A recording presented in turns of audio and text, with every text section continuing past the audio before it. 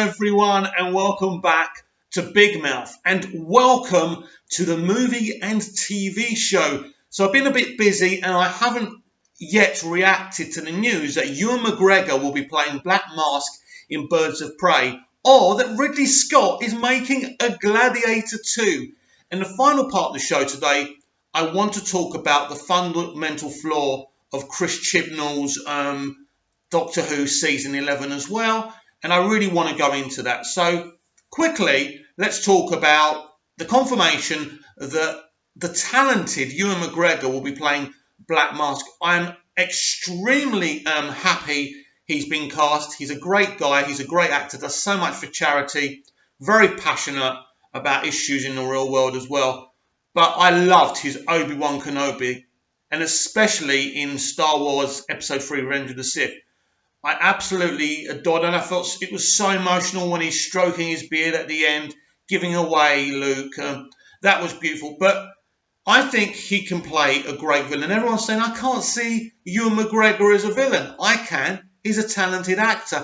So I'm really excited because in 2020, I think we've got Wonder Woman 1984 and we've got Birds of Prey as well. So Warner Brothers can really push that year as the year of the female-led DC Comics movies. So that's very, very, very exciting. And maybe that's one of the reasons they've delayed Wonder Woman 1984 to 2020. And I'm really looking forward to that. We're going to have Margot Robbie. We're going to have an all-star cast.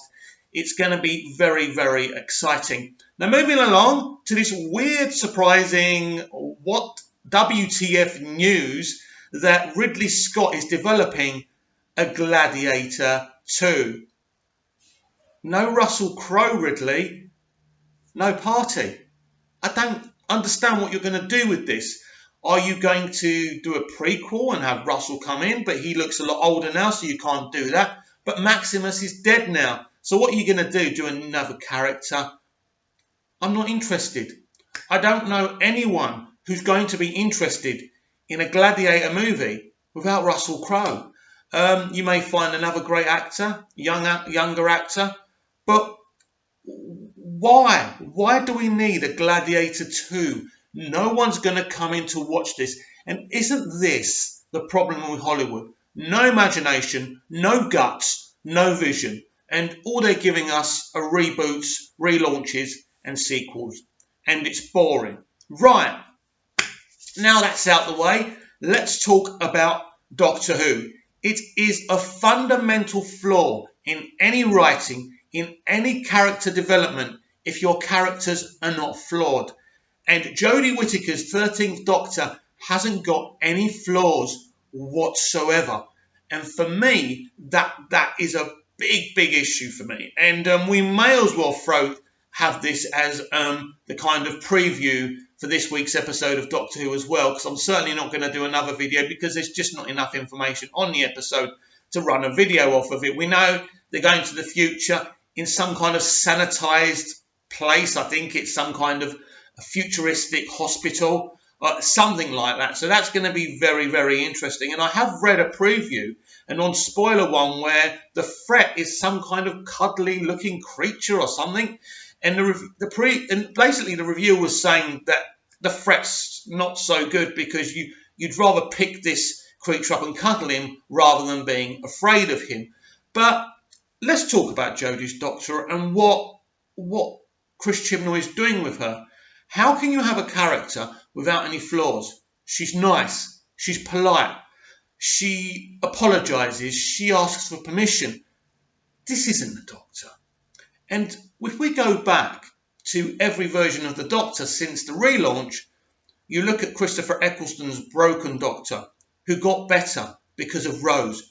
You look at David Tennant's Doctor, who was still slightly damaged, but was getting better. But inside, there was a darkness waiting to escape. And we saw that in The Waters of Mars.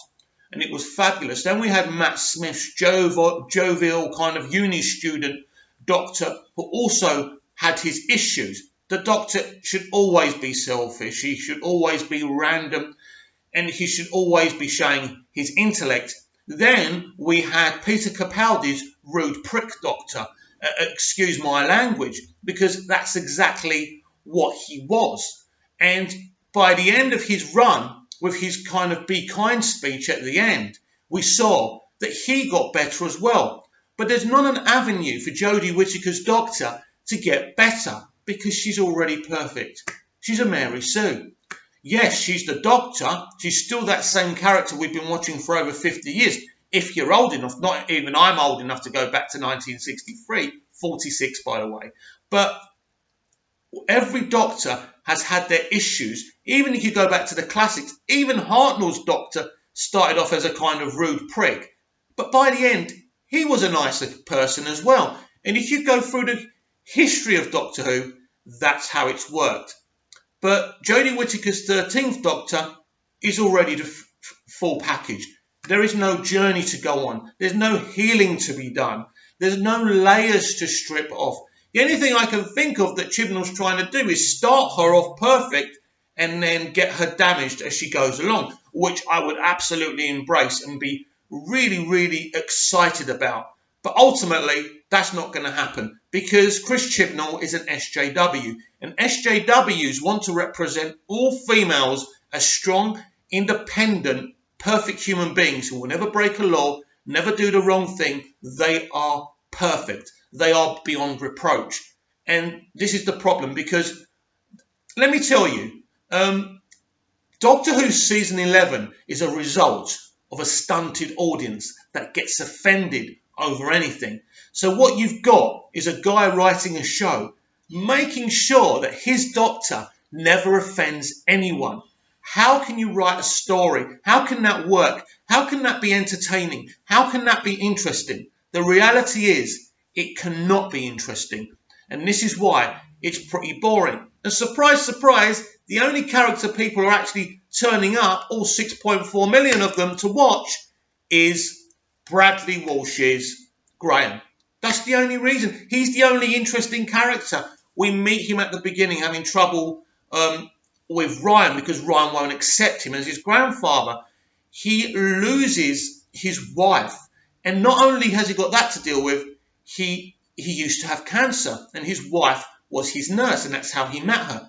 So he's got this whole rounded journey to go on. And this ordinary guy who had cancer is now travelling with the greatest being in the universe, in the galaxy, and learning from her. And hopefully she's learning from him. But when I see Yaz and Ryan, I see very little. Again, with them, there's nothing there. They're not that flawed. I know Ryan walked out with a gun in one of the episodes and the Doctor was all like, I don't do guns. But mainly, these are characters that are not particularly broken. And again, when I go back to the original, Russell T Davies' first series, Rose was a young lady who was fed up of life, who just wanted to escape. She didn't want to just sit there and eat chips, as Eccleston's Doctor was kind of bantering her about. And she went and became a hero. And she learnt so much from the Doctor, and the Doctor learnt so much from her. Then we've got Martha again. When she meets the Doctor, he's broken because he's lost Rose, and she repairs him. She's in love with the Doctor, but in the end she realises no matter what she does and what she says, the Doctor can never love her in the way that she wants.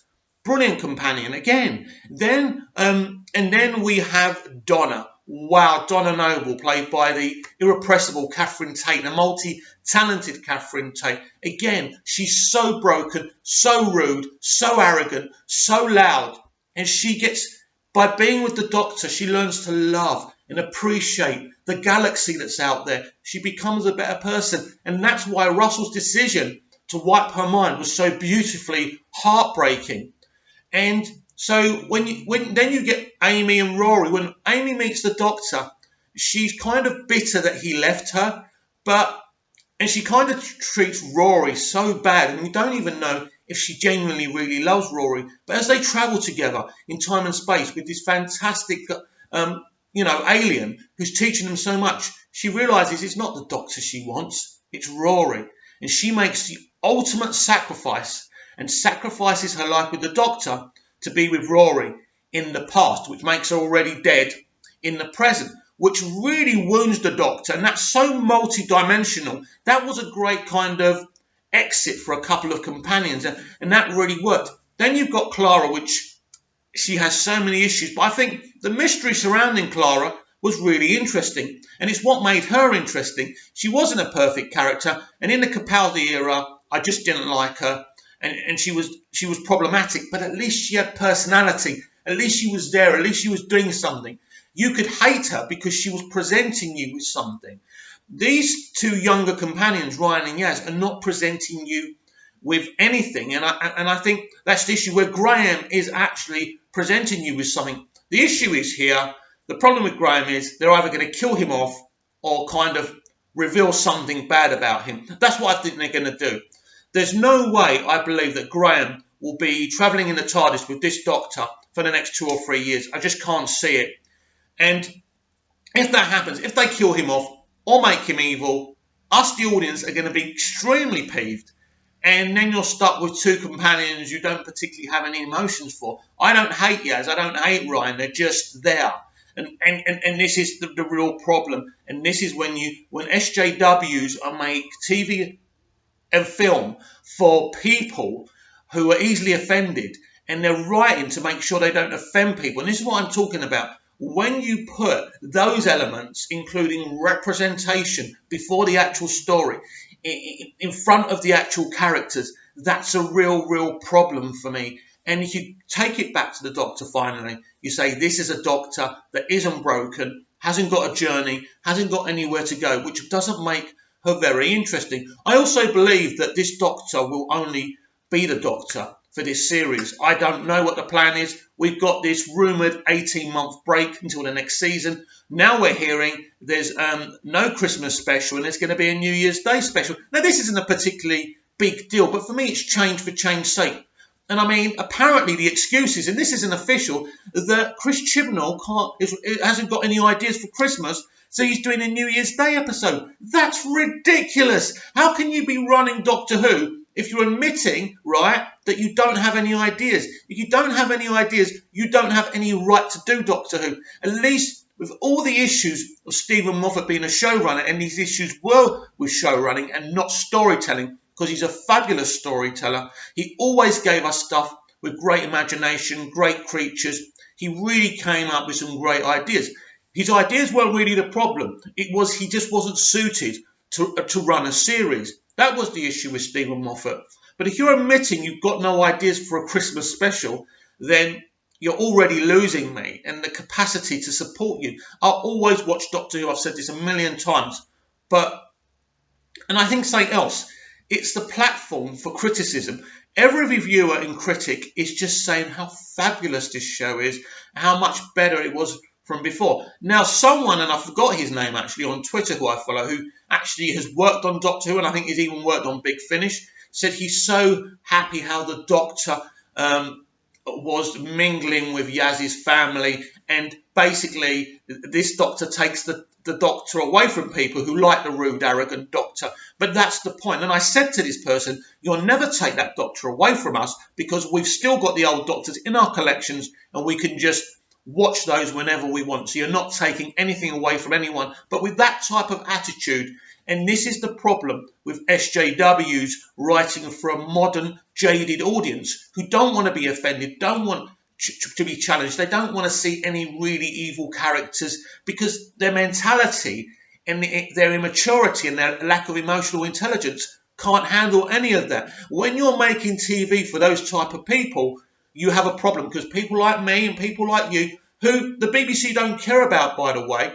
Bradley Walsh posted an hour before the season premiere of this year's Doctor Who, and he said, I just want to welcome the new fans. Not the old fans, the new fans. And that sums it all up. This Doctor Who isn't for us. It's for this stunted audience who just doesn't want to be challenged intellectually. And that is a massive problem. Thank you very much. Like, dislike, subscribe, share my YouTube channel. Thanks for watching. And enjoy Doctor Who this Sunday. We're going to try, aren't we?